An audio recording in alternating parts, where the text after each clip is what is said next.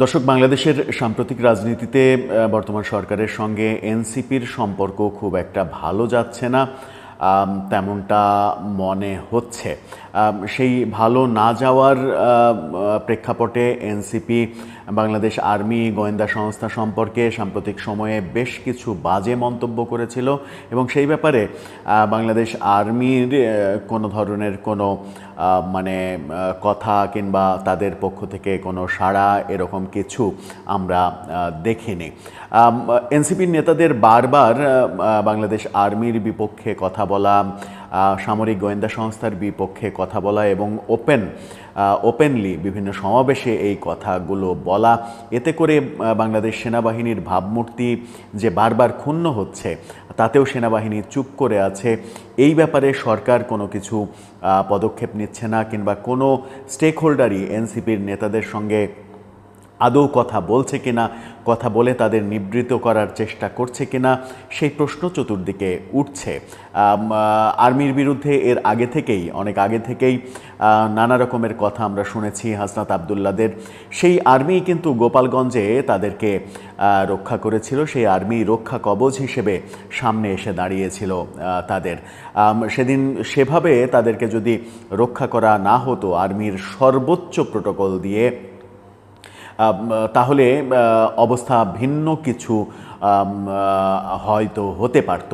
কিন্তু তারপরেও তাদের মতিগতি ফিরছে না। সম্প্রতি নাসিরউদ্দিন পাটোয়ারি যে সকল কথা বলেছেন সেই কথাগুলো নিয়ে এখনও নানাভাবে আলোচিত হচ্ছে। আর্মির মাথায় ঘিলু নেই, এই প্রসঙ্গ যখন নাসিরউদ্দিন পাটোয়ারি বলার চেষ্টা করছেন, তখন প্রশ্ন আসছে যে এই নাসিরউদ্দিন পাটোয়ারিকে যখন এনসিপিতে নেওয়া হয়েছিল তখন কি তার ঘিলু টেস্ট করা হয়েছিল কিনা, সেই আলোচনাগুলোই করবো এই ভিডিওতে। থাকবেন পলিটিক্স টিভির নিয়মিত আয়োজনে।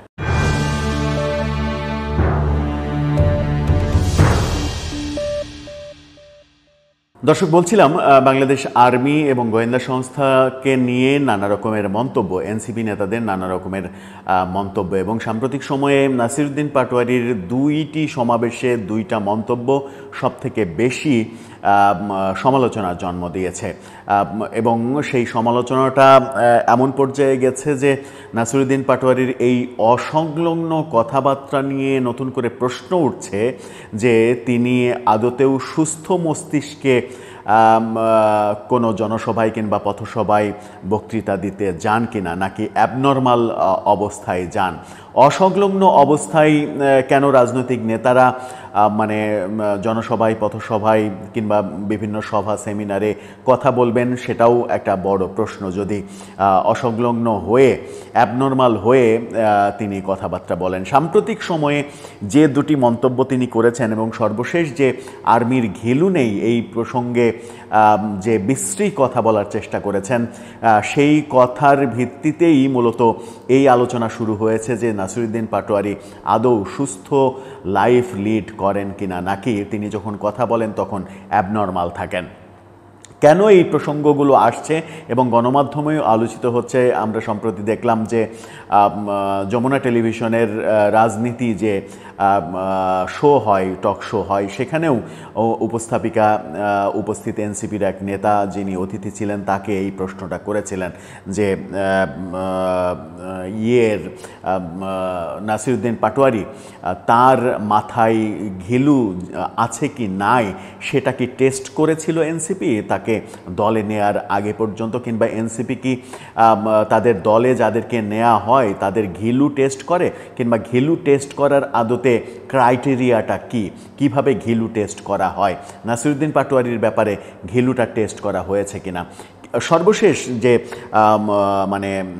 গোয়েন্দা সংস্থা ডিজিএফআইয়ের সদর দপ্তর উড়িয়ে দেওয়া হবে এই মন্তব্যের পরে সর্বশেষ যে আর্মি সম্পর্কে মন্তব্যটা করেছিলেন সেটা নিশ্চয়ই আপনাদেরকে আপনাদের মনে আছে।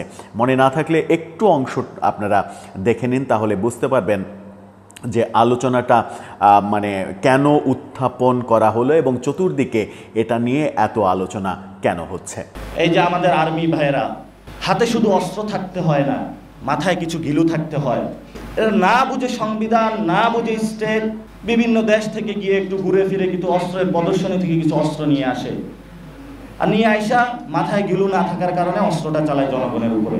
দর্শক, নাসিরউদ্দিন পাটোয়ারি এক্স্যাক্টলি কি বলার চেষ্টা করলেন? তিনি বলার চেষ্টা করলেন যে এই যে আমার আর্মি ভাইয়েরা হাতে শুধু অস্ত্র থাকলে হয় না, মানে প্রচুর জ্ঞান দিচ্ছেন তিনি, মাথায় ঘিলুও থাকতে হয়। এরা না বুঝে সংবিধান, না বুঝে স্টেট, মানে সংবিধান এবং স্টেট একমাত্র নাসিরউদ্দিন পাটোয়ারি তিনি বোঝেন। বিভিন্ন দেশে গিয়ে অস্ত্রের প্রদর্শনী থেকে কিছু অস্ত্র নিয়ে আসে, নিয়ে আইসা মাথায় ঘিলু না থাকার কারণে অস্ত্রটাও চালাইতে পারে না। কি অদ্ভুত একটা বাহিনী, কি অদ্ভুত গোয়েন্দা সংস্থা। এই কথা যদি নাসিরউদ্দিন পাটোয়ারি এনসিপির নেতা না বলতেন, তাহলে কি 1 ঘন্টা মানে সময় দেয়া হতো মানে গ্রেপ্তারের জন্য? তাকে 1 ঘন্টার কম সময়ের মধ্যে তাকে নিশ্চিত করেই গ্রেপ্তার করা হতো। কারণ এর চাইতে অধ্যত্বপূর্ণ এবং বাংলাদেশ সেনাবাহিনীর সম্মানকে ধূলিসাৎ করার কথা আর হতে পারে না। এই কথাগুলো বলেও তারা বহাল তবিয়তে মানে রাজনীতি করে যাচ্ছে, কথা বলে যাচ্ছে, দেদারসে কাজ করে যাচ্ছে।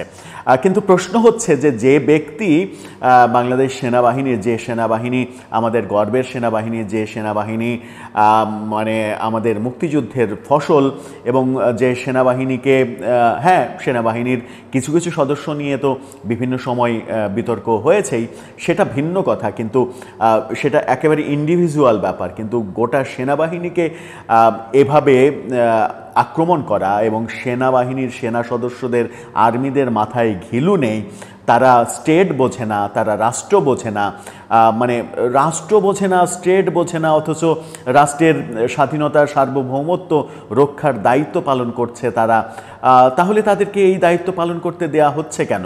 তাহলে কেন নাসিরউদ্দিন পাটোয়ারির নেতৃত্বে একটা নতুন বাহিনী তৈরি করা হচ্ছে না, যারা রাষ্ট্রের স্বাধীনতা সার্বভৌমত্বের রক্ষার যে নেতৃত্ব, সেই নেতৃত্বটা তারা কেন দিচ্ছে না? সেই প্রশ্ন আসে। এবং সবথেকে বড় প্রশ্ন আসে যে এই ধরনের অধ্যত্বপূর্ণ মন্তব্যের পরেও বাংলাদেশ সেনাবাহিনী থেকে কোনো ধরনের কোনো বিবৃতি নেই, তাদের কোনো পদক্ষেপ নেই, সরকারের কোনো কথা নেই, সরকারের কোনো উপদেষ্টার কথা নেই, সরকারের মানে প্রতিরক্ষা যিনি মানে উপদেষ্টা হয়েছেন, সেই নিরাপত্তা উপদেষ্টা হয়েছেন যিনি, তার কোনো কথা নেই, প্রতিরক্ষা মন্ত্রী, প্রধান উপদেষ্টা, তার কোনো কথা নেই। কেন কথা নেই? তারা কেন চুপ? তারা কি এই এনসিপির কয়েকজন নেতার হাতে জিম্মি হয়ে পড়েছে? মানে ব্যাপারটা কি এরকম প্রধান উপদেষ্টার ওই মন্তব্যের মতো যে আমি আসলে কিছু করছি না, আমাকে যারা নিয়োগ দিয়েছে তারা যেভাবে চলতে চাইছে, তারা যেভাবে করতে চাইছে, আমি তাদেরকে সহযোগিতা করছি মাত্র? তাহলে কি সেটাই প্রতিষ্ঠিত হয়ে গেল যে নাসিরউদ্দিন পাটোয়ারিরা এইভাবে আর্মিকে আক্রমণ করবে এবং সরকার চুপচাপ সেগুলো গিলবে, চুপচাপ থাকবে? সেই প্রশ্নটা তো আসে। এখন ঘিলুর প্রসঙ্গ যদি আসে, তাহলে এত এত বিতর্কের জন্ম দেয়া উপদেষ্টারা কোন ঘিলুর মানে দাবিতে এখনও উপদেষ্টা পরিষদে বহাল তবিয়তে থাকে? এত এত বিতর্কিত কথা বলা, এত এত বিতর্কিত কাজ করার পরেও এনসিপিতে এই সকল নেতারা কোন ঘিলুর জোরে থাকে? এনসিপিতে যোগ দেওয়ার ক্রাইটেরিয়াতে মানে ঘিলুর ডাক্তারি পরীক্ষা করার কোনো ব্যাপার আদৌ রয়েছে কিনা? তারা ঘিলু টেস্ট আদৌ করে কিনা? যে প্রশ্নটা যমুনা টেলিভিশনেও উত্থাপিত হয়েছে, সেই প্রশ্নটা কিন্তু প্রাসঙ্গিক হয়ে ওঠে যখন এই কর্মকাণ্ডগুলো আমরা দেখি। আদতে ব্যাপারটা কি? ব্যাপারটা মানে গোপালগঞ্জে এত বড় একটা ঘটনা ঘটে গেল, আর্মির বিরুদ্ধে তার আগে এত বাজে বাজে অবস্থান দেখলাম, তারপর গোপালগঞ্জ কাণ্ডের পরে মনে হলো যে এখন বোধহয় তাদের বোধোদয় হবে যে বাংলাদেশ আর্মির বিরুদ্ধে তারা বিষোদ্গার করেছে বারবার, সেই আর্মি তাদের যখন জীবন রক্ষা করেছে এবং তাদেরকে উদ্ধার করে নিরাপদ স্থানে নিয়ে গেছে, এবং সেটা মানে খুবই সমালোচিত একটা ওয়েতে, সেই কাজ করার পরেও আর্মির বিরুদ্ধে এই ধরনের কথা বলার মাধ্যমে কি প্রমাণিত হয়? কি চায় তারা, আর্মির কাছ থেকে কি সুযোগ সুবিধা চায় যেগুলো না পেয়ে তাদের মাথা বিগড়ে যাচ্ছে এরকম, এবং তারা একের পর এক এই ধরনের অসংলগ্ন কথা বলেই চলেছে। দর্শক, আপনার মাথায় কি কিছু আসে?